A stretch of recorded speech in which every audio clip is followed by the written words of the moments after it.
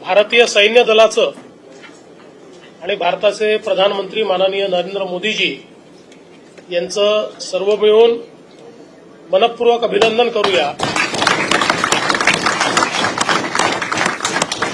अतिशय प्रिसिशन पद्धतीनं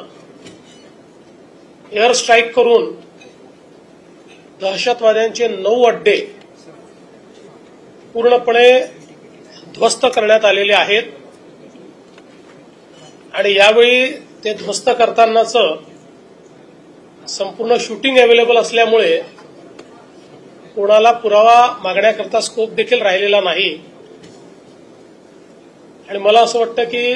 सर्व भारतीयांकरता अभिमानाचा असा हा दिवस आहे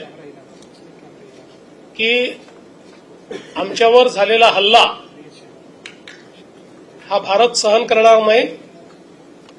तर भारत त्याचा योग्य पद्धतीनं बदला घेईल, तो आपण आज घेतलेला आहे। आणि विशेषतः ऑपरेशन सिंदूर हे नाव मला असं वाटतं की अधिक बोलकं आहे, म्हणून पुन्हा एकदा आपण सगळे मिळून भारतीय सैन्य दलाचं आणि भारताच्या प्रधानमंत्र्यांचं या ठिकाणी अभिनंदन करू।